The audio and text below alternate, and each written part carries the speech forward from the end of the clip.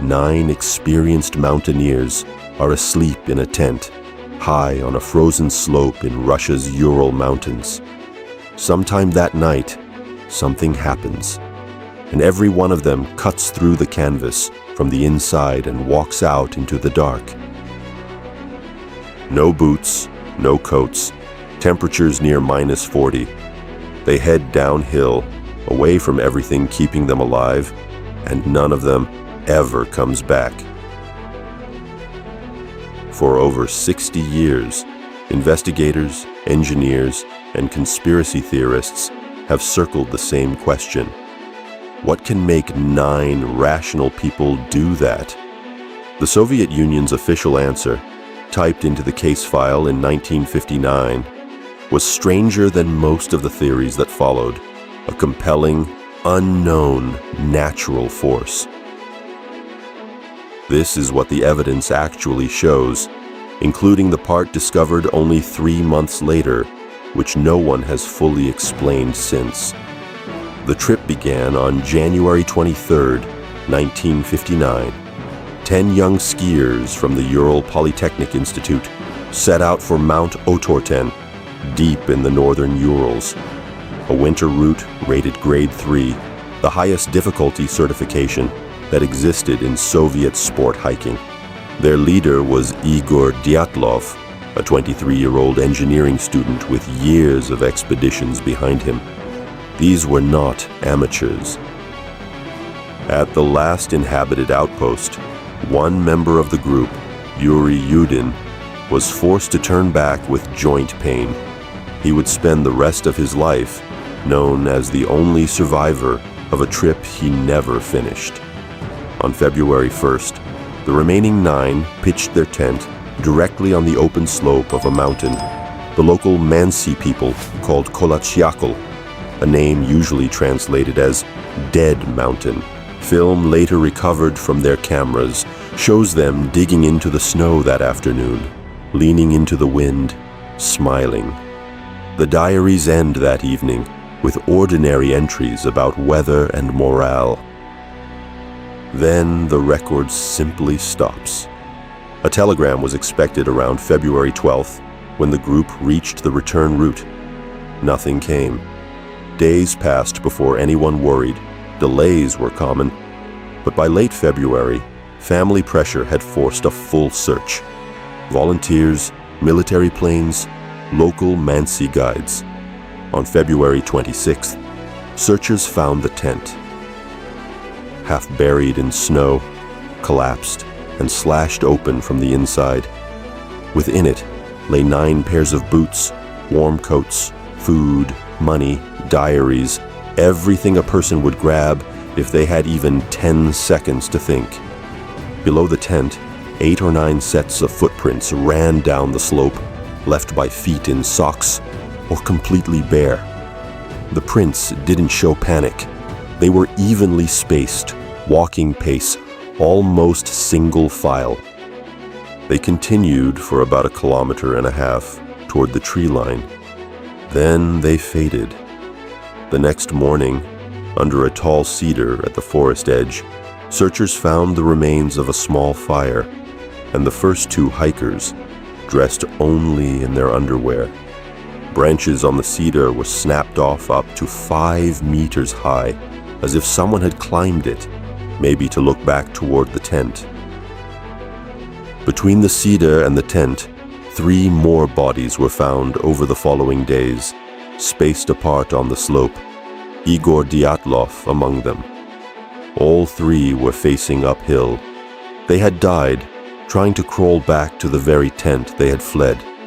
Autopsies said hypothermia, and for a while, the case looked tragic but explainable. Something spooked them. The cold did the rest. Then May arrived. The snow began to melt, and the last 4 hikers changed everything. They were found in a ravine 75 meters past the cedar, under nearly 4 meters of snow.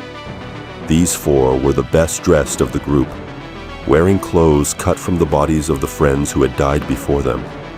But the autopsies described something new. crushed ribs, a fractured skull, internal trauma one examiner compared to the force of a car crash, yet with almost no external wounds, as if the pressure had come from something broad and immense, not a weapon, not a fall.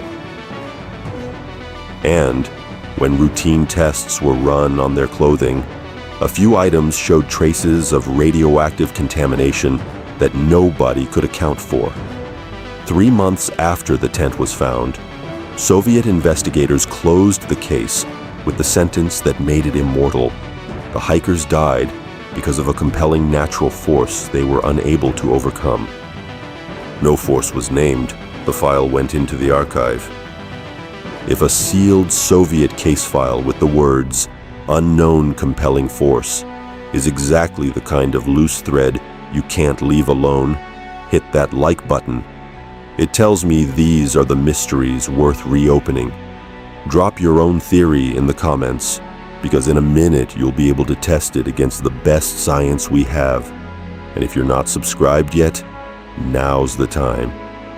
Because what happened when Russia finally reopened this case is its own strange story. Into that 60-year silence poured theories. By one count, more than 75 of them. Secret weapons tests, fueled by reports from other hikers of glowing orbs in the sky that winter. Infrasound from wind vortices, driving the group into irrational panic. An attack by the Mansi, dismissed almost immediately, since the snow held no footprints but their own. Each theory explained one detail perfectly. None of them explained all of it. In 2019, Russian prosecutors formally reopened the case.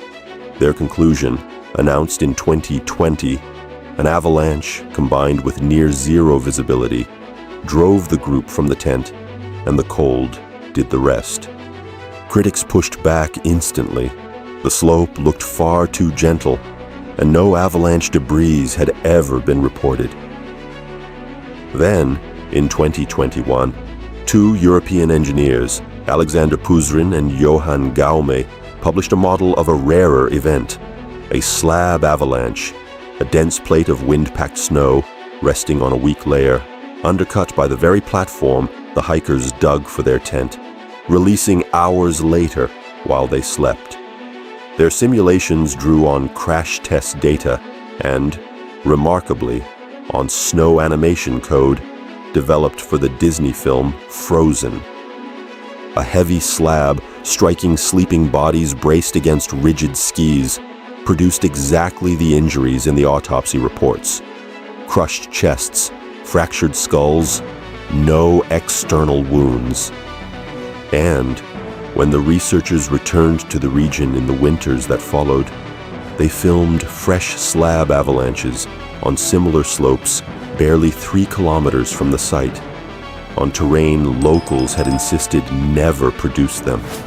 It is the closest thing to an answer the case has ever had. It is still not a complete one.